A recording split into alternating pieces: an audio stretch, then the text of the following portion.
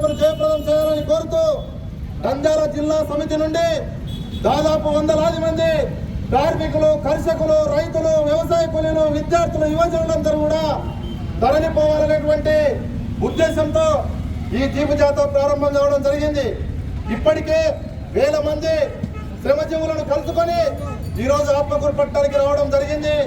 ఈ జాతరలో వచ్చినటువంటి ప్రతి ఒక్క కామ్రేడ్స్ కు విప్లవ ధన్యవాదాలు తెలియజేస్తూ ఈరోజు దేశంలో మొట్టమొదట దేశ స్వాతంత్రం కోసం సంపూర్ణ స్వాతంత్రం కావాలని అనేక మంది అమరుల త్యాగాలతో ఏర్పడినటువంటి ఎర్ర జెండా ఈరోజు 100 సంవత్సరాలుగా పేదలకు, అణగారిన వర్గాలకు, దళిత బడుగు బలహీన వర్గాల మైనార్టీలకు అండగా అనేక పోరాటాలకు, త్యాగాలకు, ఎన్నో నిర్బంధాలను ఎదుర్కొని పేదల ప్రజల పక్షాన ఈరోజు చిరస్థాయిగా నిలిచిపోయినటువంటి జెండా ఏదైతే ఉందో అది భారత కమ్యూనిస్ట్ పార్టీ జెండా అని ఈ సందర్భంగా తెలియజేస్తా ఉన్నాను.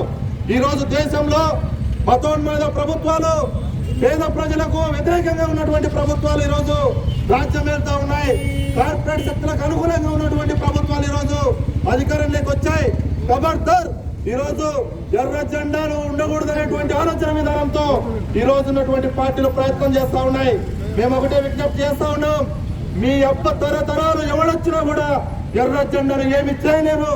ఎర్ర జెండా గుండెల్లో, పేద ప్రజల గుండెల్లో చిరస్థాయిగా ఉంటుందని కూడా ఈ సందర్భంగా తెలియజేస్తూ రేపు ఖమ్మంలో జరిగేటువంటి ఏదైతే 100 శతవైస్కోవాల బహిరంగ సభలో ప్రపంచ దేశాల నుండి 40 దేశాల నుండి ప్రతినిధులు పాల్గొంటూ ఉన్నారు. అనేక మంది ముఖ్యమంత్రులు పాల్గొంటూ ఉన్నారు.